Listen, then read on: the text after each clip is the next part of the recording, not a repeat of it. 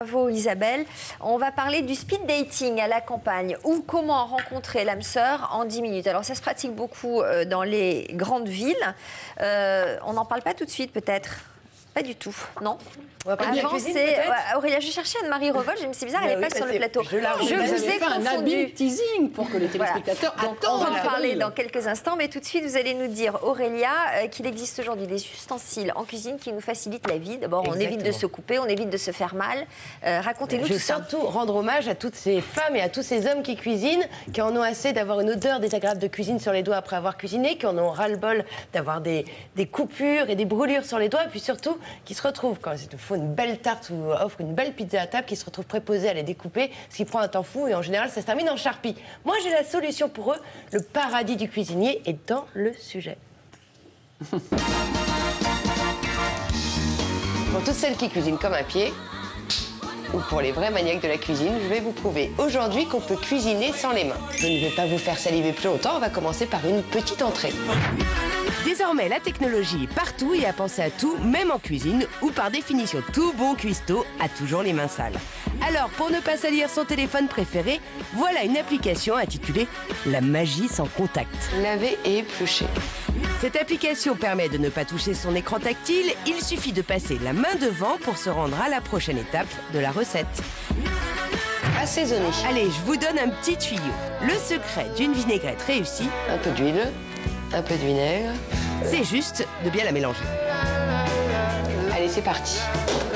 Et je vous ai dégoté un mélangeur électrique, il suffit d'appuyer sur le bouton et l'assaisonnement est prêt. Et pendant ce temps-là, on peut faire plein de choses puisqu'on a les mains libres. Veuillez m'excuser, mais il y a quand même des choses qu'on doit continuer à faire avec les doigts. L'autre intérêt, c'est que le bec verseur permet de doser parfaitement au millilitre près pour ceux qui ont un peu la main lourde. Et si j'ajoutais quelques crevettes à cette salade? Bon, décortiquer, c'est pas ce qu'il y a de plus agréable. Mais là aussi, j'ai une solution. Voici l'ustensile des allergiques au décortiquage. C'est épluche crevette. Coupe la queue, coupe la tête. Il suffit d'enfiler la crevette, de couper dans la longueur. Et voilà le résultat. Voilà, c'était la dernière. Maintenant, je vais m'attaquer aux huîtres. Mais avant, je vais faire une petite pause soda. D'accord, ça ressemble à un gadget pour Américains, mais c'est en fait un objet indispensable pour les écolos puisqu'il réduit la taille de ses déchets. Grâce à lui, vous allez écraser facilement, efficacement et pratiquement sans effort n'importe quelle canette métallique. Et c'est encore plus facile, fixé au mur. Fini le torchon mouillé plein d'écailles et les petits bobos parce que vous êtes de corvée pour ouvrir les huîtres. Et oui, ça arrive. Cette invention 100% française permet de protéger totalement les mains. Il s'adapte en plus à toutes les tailles d'huîtres et de coquillages. J'imaginais pas être capable d'ouvrir des huîtres sans me couper les doigts. Je vous défie avec un simple couteau de couper de jolies parts de pizza sans faire de carnage. Alors là, pour le coup, je suis bluffée. Ça me donne envie d'en faire plein.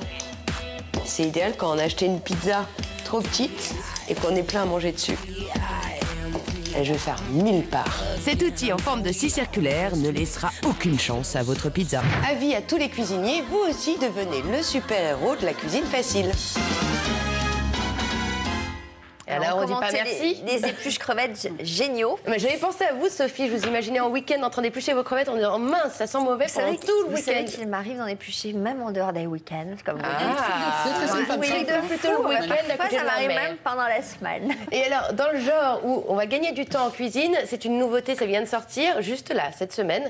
C'est un batteur pétrisseur sans les mains, ou presque, puisque tout se tient qu'à une main. Vous pouvez battre vos œufs et surtout, vous pouvez en même temps peser. Qu'est-ce que c'est de nouveau, ça? Le fait qu'on puisse... C'est un robot, mais on peut peser tout en pétrissant et en mixant. C'est le fait de peser en plus. Voilà. La pizza, nous, on la découpe au ciseau. Et ça marche très bien aussi. Et je trouve que c'est un massacre. Voilà. Mais non, ça fait des tranches au départ extrêmement propres. Oui, mais il y a plein d'amis autour de vous qui doivent regarder ça en cuisine en disant « Oh là là, mais quel massacre fait-elle » Et alors, on trouve tout ça où? Alors, ce qui est assez particulier avec ces instruments, c'est que vous avez aimé, par exemple, l'épluche crevette. Ça a été réalisé... Vous avez aimé... Parce qu'elle a été reine des crevettes. Vous aimerez l'épluche langouste. Ça a été, en fait, imaginé par des inventeurs qui ont passé le concours Lépine, mais qui ne sont pas forcément commercialisés, sauf sur le site que vous allez retrouver sur France 2. C'est la nouveauté. Ah bon? Oui.